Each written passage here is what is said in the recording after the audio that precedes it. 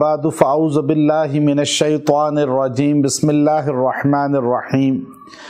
اللہ تبارک و تعالیٰ کے صفاتی ناموں میں ایک نام ہے المہیمن، نگہبان۔ یہ بہت ہی خاص الخاص اللہ کا نام ہے کہ اللہ تبارک و تعالیٰ جو ہے ہر چیز پر نگہبان ہے، ہر چیز کو واچ کر رہا ہے، دیکھ رہا ہے، اور کوئی چیز اللہ کی دسترس سے باہر نہیں ہے۔ اب ایسا نہیں ہو سکتا کہ اللہ تعالیٰ سے کوئی چیز چھپ جائے اور کوئی انسان اللہ سے خفیہ کوئی کام کر لے۔ اللہ تو خود فرماتے ہیں یا معشر الجن والانس ان استطعتم ان تنفذوا من اقطار السماوات والارض فانفذوا لا تنفذون الا بسلطان۔ تم بھاگنا بھی چاہو اے انس و جن، اللہ کی سلطنت سے باہر نہیں نکل سکتے۔ اللہ تمہیں دیکھ رہا ہے، ہر جگہ نظر میں ہو تم اللہ کی۔ یہاں تک کہ حدیث میں آتا ہے کالی چیونٹی، کالا پہاڑ، کالی تاریک ترین رات، اور وہ چیونٹی پہاڑ کے اندر غار میں چل رہی ہے، اللہ اس چیونٹی کو دیکھتا بھی ہے اور اس کی آہٹ بھی سنتا ہے۔ اتنا علیم ہے، علیم بذات الصدور ہے۔ تو اللہ ہر چیز کو دیکھ رہا ہے، اللہ سے کوئی چھپ نہیں سکتا۔ اللہ حفاظت کرتا ہے ہر بندے کی، ہر مخلوق کی۔ تو یہ نام اللہ رب العزت کے صفاتی ناموں میں ایک خاصیت کا حامل ہے۔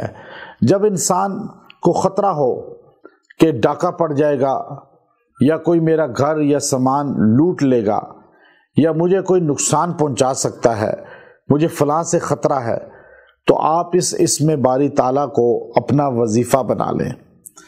آپ روزانہ اس کو 111 مرتبہ پڑھیں، یا اللہ المہیمن، یا اللہ المہیمن۔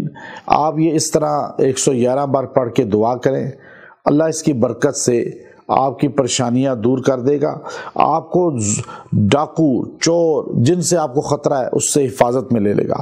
اور اگر کسی پر کوئی جادو بار بار کر رہا ہو اور اسے یہ ڈر ہو کہ یہ جادو مجھ سے ختم ہی نہیں ہو رہا، بار بار مجھ پہ کر رہے ہیں جادو، اور میں بار بار تکلیف میں اذیت میں آ رہا ہوں، یا جنات کا وار بار بار ہو رہا ہے اور جنات ایک جاتا ہے دوسرا آ جاتا ہے، تو آپ اس صورت میں بھی یا اللہ المہیمن یہ 300 بار پڑھ کے پانی پہ دم کر کے پئیں اور تیل پہ دم کر کے سر کی مالش کریں، اور یہ دعا کریں پڑھ کے آپ ساتھ۔ انشاءاللہ العزیز آپ سے وہ جو بار بار جادو ہو رہا ہے، یا جنات بار بار اٹیک کر رہے ہیں، یا کوئی آپ کے اوپر جادو بھیج رہا ہے، یہ سارے کے سارے رک بھی جائیں گے، اور یہ چیز ان پہ واپس لوٹ بھی جائے گی، اور وہ خود تکلیف کے اندر مبتلا ہو جائیں گے۔